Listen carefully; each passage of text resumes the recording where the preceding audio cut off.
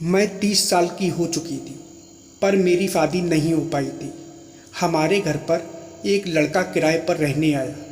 उसे देखते ही मेरे अरमान मचलने लगे। एक रात मेरे घर पर कोई भी नहीं था, तभी मैं बहाने से उसके घर चली गई, पर उसके लैपटॉप में नज़र पड़ते ही मेरे होश उड़ गए। वह भी बेकाबू होकर मुझे अपनी बाहों में भर लिया। कहा, चलो ना, हम भी ऐसा करते हैं। और फिर अपने हाथ मेरे दो नरम नरम। आज मेरी चचेरी बहन की शादी थी। घर में बहुत चहल पहल थी। सब लोग भाग भाग कर काम कर रहे थे। बाकी सारे मेहमान आए हुए थे। तभी मेरी सहेली मेरे कमरे में आ गई। कहने लगी, पूजा की शादी भी हो रही है। वह तो तुमसे 5 साल छोटी है। तेरी चाची ने अपनी दोनों बेटियों की शादी करवा दी, पर तुझे घर पर ही बैठा रखा है। सीमा, तू 30 साल की हो गई है। अब धीरे धीरे तेरी जवानी भी ढल जाएगी। मुझे नहीं लगता तेरी चाची तेरी शादी करवाएंगी। शादी में तू किसी अच्छे लड़के को क्यों नहीं ढूंढ लेती? मेरी सहेली की यह बात सुनकर मैं उदास हो गई। मेरी सहेली के तो 2 बच्चे भी हो गए थे और मैं अब तक कुंवारी थी। अगर मेरे मम्मी पापा जिंदा होते तो अब तक मेरे हाथ भी पीले करवा देते। मेरा अपना घर बस जाता, बच्चे होते। पर मेरी मम्मी पापा के गुजर जाने के बाद चाचा चाची मुझे अपने साथ ले आए थे। उसके बाद से ही घर के सारे काम की जिम्मेदारी मुझ पर सौंप दी। उनकी बेटियां बड़े आराम से रहती थी, पढ़ाई लिखाई करती थी। पर मेरी पढ़ाई तो इंटर के बाद ही बंद हो गई थी। मैं कॉलेज ना जा सकी। अगर कॉलेज जाती तो कहीं नौकरी भी लग जाती। यूं घर पर मुझे नहीं बैठना पड़ता। पर मैंने नौकरी की तलाश भी की थी, कहीं मुझे कुछ नहीं मिल पाया। मैं तैयार होने लगी थी। मैं अपना चेहरा आईने में देखी तो सोचने लगी, मुझ में अब वह बात नहीं है। जब मैं छोटी थी मेरे अंदर एक आग थी। बढ़ती उम्र के साथ मुझे कौन पसंद करेगा? आंसू की एक बूंद मेरे आँख से बहने लगी। मैंने सोचा मेरी सहेली की बात ही सुन लेती हूँ। मेरी सहेली मेरे पीछे आ गई। कहने लगी, तू अपना मन छोटा मत कर, मेरी सलाह मान। मुझे पूरा यकीन है तेरी चाची तेरी शादी नहीं करवाएगी। यूं ही तुझसे घर का सारा काम करवाती रहेगी। उनका तो कोई बेटा नहीं है। बुढ़ापे में तुझे ही सहारा बनाएंगी। तेरी चाची दहेज पर एक भी पैसे खर्च नहीं करेगी। मेरी दोस्त की बात मुझे सही लगने लगी। मैंने कहा, यह सब मेरी किस्मत है। उसने कहा, तू अपनी किस्मत बदल सकती है, बस तुझे अपनी अदाओं से एक मर्द को फंसाना है। मैंने कहा, मैंने यह सब कभी नहीं किया। उसने कहा, तू सीख जाएगी, यह सब अंदर से ही आता है। मेरा पति भी शादी के बाद से ही मुझ पर ध्यान नहीं देता। तो देख, मैंने भी अपने आशिक बना लिए, तू भी बना ले। मैं शादी में आए मेहमानों की तरफ नज़र दौड़ाने लगी, पर मुझे कोई भी ऐसा लड़का नहीं मिला जो मेरे लायक हो। मेरी उम्र के लड़के तो पहले से ही शादीशुदा थे। कई तो बच्चों के बाप थे, अपने बच्चे को संभाल रहे थे। मैंने सोचा मैं किसी का घर नहीं उजाड़ना चाहती, पर जितने भी लड़के कुंवारे थे मुझसे उम्र में छोटे थे। मुझसे बात करते तो मुझे अच्छा तो लगता, पर अपने से छोटे उम्र के लड़के से मैं शादी नहीं करना चाहती थी। मेरी छोटी बहन भी विदा होकर चली गई।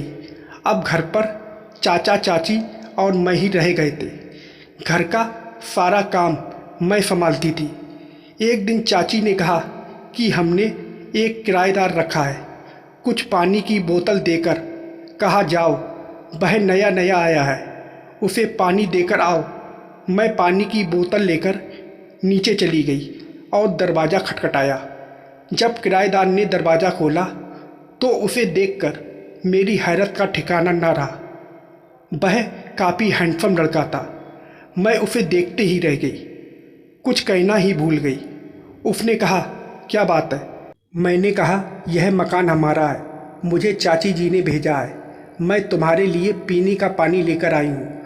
तुम आज शिफ्ट हुए हो, इसी वजह से चाची ने कहा है आज का खाना भी वह भिजवा देंगे ताकि तुम्हें तकलीफ़ ना हो। वह लड़का मेरा शुक्रिया अदा किया, मुझे अंदर आने को कहा, पर जाने क्यों मुझे घबराहट सी होने लगी। मैंने कहा मुझे खाना बनाना है, मैं ऊपर जा रही हूँ कहकर मैं भागती हुई सीढ़ियों से चढ़ने लगी थी। मुझे मेरी चाची का डर था। मेरी चाची को पता लग गया कि मैं अनजान लड़के से बात कर रही हूँ तो मुझे बहुत डांटेंगी। जब खाना बन गया तो मेरी चाची ने कहा उसे जाकर खाना देकर आओ, और सीमा उस लड़के को रोज़ ब्रेकफास्ट और डिनर भी पहुँचा देना, वह उसके भी पैसे दे रहा है। वह लड़का अकेला रहता है, इसी वजह से खाने का भी कांटेक्ट किया है। मैं मन ही मन सोचने लगी कि मेरी चाची तो खाना बनाती नहीं है, मुझे एक और बंदे का एक्स्ट्रा खाना बनाना पड़ेगा। चाची के सामने हाँ में सिर हिलाया और खाना लेकर उसके पास चली गई। जब भी मैं उसके पास जाती मेरे अंदर एक अजीब सी हलचल होने लगती थी। उस लड़के को आते जाते देखती रहती थी। 2 टाइम उसे खाना देने जाती तो उससे मुलाकात होती। कई बार मुझे घर के अंदर आने को कहता, पर डर के मारे मैं कभी उसके घर पर कदम नहीं रखी थी। उसके घर पर मैंने आज तक किसी को नहीं देखा था, शायद अकेला ही रहता था। कभी कभी तेज करके गाना लगा देता था, मेरे कान में आवाज़ आती। कभी कभी उसके घर के बाहर शराब की बोतल देखी थी। वह अपनी मौज मस्ती में रहता था, जाने कहाँ काम करता था। एक दिन मैंने अपनी सहेली निफ़ा को उस लड़के के बारे में बताया तो निफ़ा कहने लगी उसे फंसा ले। मैं तुझे बताती हूँ लड़के को कैसे फंसाते हैं। उसकी बात सुनकर तो मैं डरने लगी। कहा निफ़ा तुम अपना तरीका मुझे ना बताओ। उसने कहा तेरी भी तो अपनी ज़रूरत है, उसे भी तो पूरा करना पड़ेगा ना। तेरी चाची सारी ज़िंदगी यूं ही घर पर बैठा कर रखेंगी। उसकी बात सुनकर मैं घर चली आई थी और उसकी कई बातें मेरे दिमाग में घूम रही थी। एक दिन मेरी चाची मुझे बुलाई और कहीं आज हम बाहर शादी में जा रहे हैं, कल सुबह तक ही वापस आएंगे। तुम नीचे जाकर दिनेश को खाना पहुंचा देना, भूलना मत। मैंने कहा जैसा आप कहें चाची जी। रात में मैंने अपने और दिनेश के लिए खाना बनाया, फिर सोचा दिनेश को जाकर दे आती हूँ। जाने क्यों आज मेरे दिल में अजीब सी हलचल होने लगी थी। घर पर सिर्फ मैं अकेली थी। आज घर पर चाची नहीं थी। मेरे पास अच्छा मौका था। निफ़ा की कई बातें मैं सोचने लगी। मैंने सोचा क्यों ना इस मौके का फ़ायदा उठाया जाए। मैं यूं अकेली कब तक रहूँगी। इसी विचार से मैंने उसके घर की एक्स्ट्रा चाबी ले ली और बाहर से ही आज दरवाज़ा खोल दिया। मैं चुपके से उसके घर पर आ गई थी। उसे सरप्राइज़ देना चाहती थी, पर मुझे नहीं मालूम था कि मुझे ही झटका लगने वाला है। घर पर बिल्कुल अंधेरा था। मुझे लगा यह कहाँ चला गया। देखा उसके कमरे से हल्की सी रोशनी आ रही थी। जब मैं उसके कमरे के सामने आई तो उसके कमरे की लाइट बंद थी। शायद लैपटॉप की रोशनी थी और कुछ अजीबोगरीब आवाज़ मेरे कान में आई। जाने क्यों मुझे डर लग रहा था। यह लड़का लैपटॉप लेकर क्या कर रहा है। मैं तुरंत ही उसके कमरे में घुस आई और लाइट जला दी। सामने का मंजर देखकर मेरे पैरों तले से ज़मीन निकल गई। वह लड़का भी बिल्कुल चौंक गया, अपने आप को छुपाने की कोशिश करने लगा। मेरी नज़र उसके लैपटॉप पर पड़ी तो मैं वहीं के वहीं खड़ी रह गई। मैं हिल भी नहीं पा रही थी। मैंने कभी सपने में भी नहीं सोचा था यह लड़का। मैं सोचने लगी सब मेरी गलती है, मुझे नॉक करके आना चाहिए था। मैं गलत वक्त पर आ गई। वह मेरी तरफ देख रहा था, फिर उसने अपने लैपटॉप को बंद कर दिया। मैं अपने थूक को निगलने लगी क्योंकि मेरा गला बिल्कुल सूख चुका था। मेरी तो फट गई थी। वह हकलाता हुआ कहा तुम यहाँ क्या कर रही हो। मैंने कहा मैं तो रोज़ इसी समय आती हूँ खाना देने। उसने कहा तुम तो रोज़ नॉक करके आती हो, आज यूं ही कैसे आ गई? मैंने कहा, तुम्हारे कमरे के बाहर अंधेरा था, मुझे लगा सो तो नहीं गए या तबीयत तो खराब नहीं हो गई। डर के मारे चाबी लेकर खोलकर अंदर आई। आज चाचा चाची भी नहीं है, अगर तुम्हें कुछ हो जाए तो मुझ पर मुसीबत आ जाती। वैसी ही हालत में वह खड़ा हो गया और मेरे करीब आ गया। कहने लगा, तुम्हारे घर पर कोई नहीं है क्या? उसकी बात सुनकर मैं डर गई और नामे सिर हिलाई। उसने मेरा हाथ पकड़ लिया और बोला, तुम मूवी देखना चाहोगी? कहकर उसने लैपटॉप की मूवी फिर से चला दी। मुझे लगा मुझे यहाँ से चले जाना चाहिए, पर मैं हिल भी नहीं पा रही थी।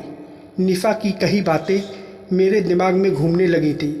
निशा तो मेरे पीछे ही पड़ गई थी कि इस लड़के को अपने जाल में फंसा ले।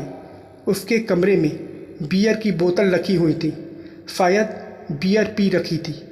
उसने कहा, तुम ऐसा करना चाहोगी? मैं एक बार लैपटॉप देख रही थी, एक बार उसकी शक्ल। मेरी हालत बहुत ख़राब थी, पर हम दोनों के अलावा भी यहाँ तीसरा व्यक्ति था जो मेरे दिमाग में था। मेरी सहेली और उसकी बातें कि तेरी शादी कभी ना होगी। जाने क्या हो गया, मैंने हाँ में सिर हिला दिया। मैंने कहा, पर मैंने यह सब कभी नहीं किया, मैं तो अब तक कुंवारी हूँ। उसने कहा, मैं सब सिखा दूँगा। कहकर वो मेरे करीब आ गया, मुझे बाहों में भर लिया। पूरी रात बीतने के बाद मैं अपने घर आ गई। मैं आईने में सामने खड़ी हो गई, अपनी शक्ल देखने लगी, सोचने लगी, यह क्या कर दिया तूने? तू तो अब पूरी बदनाम हो जाएगी। निशा के कहने पर यह कौन सा कांड कर दिया? तेरी चाची को पता लग गया, तुझे घर से निकाल देगी। यह लड़का तुझे कोई प्यार नहीं करता, यह तुझसे शादी नहीं करेगा और ना ही कोई दूसरा लड़का करेगा। जब उसे पता चलेगा तूने क्या कांड किया है। मेरी आंखों में आंसू भर आए थे, मैं रोने लगी थी, मेरी आंख लाल हो गई। तभी घर की बेल बजी। मैं बहुत डर गई थी कि कहीं मेरे चाचा चाची तो नहीं आ गए। इस हाल में मुझे देख लेंगे तो किसी तरीके से मैं अपना चेहरा साफ करके मैंने दरवाज़ा खोला तो सामने दिनेश खड़ा था। मैं बड़ी ही हैरत के साथ उसे देख रही थी। कहने लगा, अंदर आ जाऊं? मैंने हाँ में सिर हिलाया। उसने कहा, तुमने मुझे ब्रेकफास्ट नहीं दिया, इसलिए आया हूँ। मेरा चेहरा देखकर वह समझ चुका था कि मैं रो रही थी, ब्रेकफास्ट बनाना ही भूल गई थी। मैंने कहा, बैठो, मैं अभी बना देती हूँ। मैं जल्दी से ब्रेकफास्ट बनाकर ले आई। हम दोनों साथ में बैठकर खाना खाने लगे। अचानक दिनेश ने मेरा हाथ पकड़ लिया। कहने लगा, कल की रात बहुत खूबसूरत थी। मैं तुम्हारे साथ अपनी हर रात यूं खूबसूरत बनाना चाहता हूँ। मुझे लगा मुझसे शादी करेगा। अचानक कहने लगा, मुझे राधा की याद आ गई थी। राधा का नाम उसके मुंह से सुनकर एक पल के लिए मैं चौंक उठी। मैंने कहा, कौन राधा? उसने कहा, मेरी पत्नी। उसके मुंह से यह बात निकली नहीं थी कि मेरी आंखों से आंसू आ गए। मैं समझ चुकी थी, यह लड़का बस मेरे जिस्म का इस्तेमाल करना चाहता है, क्योंकि उसकी पत्नी उसके साथ नहीं रहती। वह ब्रेकफास्ट करके चला गया था, लेकिन मेरा दिल बिल्कुल टूट चुका था। मैंने निशा को फ़ोन करके सारी बातें बता दी। निशा कहने लगी थी, तेरी शादी वैसे भी नहीं होगी। कोई बात नहीं, उसकी पत्नी है तो क्या हुआ। जब तेरे चाचा चाची सो जाएंगे तो उसके घर चली जाना, कम से कम वो तेरी ज़रूरत पूरी कर देगा। मैंने कहा, निशा क्या बक रही है? ऐसे तो मैं बदनाम हो जाऊंगी। कहीं मेरी चाची ने घर से निकाल दिया तो? मैं ऐसी लड़की नहीं हूँ। उसने कहा, तेरी चाची की वजह से ही तू ऐसे हाल में है। वैसे भी तुझे घर पर वह नौकरानी बनाकर रखी है, घर से निकाल देगी तो अपनी ज़िंदगी अपने जैसे जीना। अब उसकी बात मेरे दिमाग में घूमने लगी थी। फिर जब आज मेरे चाचा चाची सो गए, मैं नीचे चली गई। दरवाज़ा खटखटाया। दिनेश ने दरवाज़ा खोला तो मुझे देखते ही उसकी आंखें चमक उठी। मेरा हाथ पकड़कर अंदर खींच लिया, दरवाज़ा बंद कर दिया। कहा, फीमा, मैं तुम्हारा इंतज़ार कर रहा था। मैं अंदर आई नहीं थी कि मुझे बाहों में भरकर चूमने लगा था। मैंने उसे पीछे धकेल दिया। कहने लगी, तुम शादीशुदा हो, फिर भी मेरे साथ रिश्ता क्यों बनाया, यह जानने के लिए मैं आई हूँ। उसने कहा, यह रिश्ते ऐसे ही बनते हैं। हम अपनी ज़रूरत को मिटाने के लिए यह रिश्ते बनाते हैं, और तुम तो मेरी गर्लफ्रेंड हो नहीं। उसकी बात से मुझे बहुत चोट पहुंची। मैं जाने लगी और कहा, दिनेश, मैं यह सब नहीं कर पाऊंगी। उसने कहा, रुक जाओ, पर मैं ना रुकी। मैं अपने घर वापस आ गई। मुझे रात भर नींद नहीं आई। मैं करवट बदलती रही, दिनेश के बारे में सोचती रही। सुबह सुबह मेरी नींद लग गई थी। करीब 9 बज चुके थे। अचानक मेरी आँख खुली तो मुझे लगा मैं तो नाश्ता बनाना ही भूल गई। जल्दी से उठकर बाहर निकली तो दिनेश और मेरी चाची चाचा साथ में बैठे थे, नाश्ता कर रहे थे। उनको देखकर मैंने कहा, चाची, मुझे क्यों नहीं उठाया? मेरी तबीयत ठीक नहीं थी, इसीलिए नींद नहीं खुली। मेरी चाची मुस्कुराने लगी और कहने लगी, बेटा, यह दिनेश तेरा रिश्ता मांगने आया है। मैं चाची की तरफ देखने लगी। मेरी चाची ने कहा, दिनेश मेरे मामा का बेटा है। उसकी पत्नी राधा की मौत के बाद वह बिल्कुल टूट गया था, इसलिए मामा जी ने उसे यहाँ भेज दिया था। मामा जी चाहते थे कि दिनेश फिर से जिंदा हो जाए, वह अच्छे से ज़िंदगी जिए। मैंने उसे किराएदार बनाकर इसलिए रखा था कि तेरे साथ उसका रिश्ता हो जाए। इसीलिए 2 टाइम का खाना तेरे हाथ से ही उसे भिजवाती थी, और दिनेश को तू भा गई। हम धूमधाम से तुम दोनों की शादी करवाएंगे। मैं उन लोगों की तरफ देखने लगी। मेरे दिल की मुराद पूरी होने जा रही थी। दिनेश मुझे देखकर हल्के हल्के मुस्कुरा रहा था। हमें अभी बहुत सारी तैयारी करनी है। मैं भागती हुई अपने कमरे में आ गई थी और भगवान का शुक्रिया अदा करने लगी थी, और यूं ही एक किराएदार की पत्नी बन गई। तो दोस्तों, आप लोगों को यह कहानी कैसी लगी कमेंट करके ज़रूर बताइएगा, और वीडियो को लाइक और सब्सक्राइब करना मत भूलिएगा। वीडियो को पूरा देखने के लिए आप लोगों का बहुत बहुत धन्यवाद।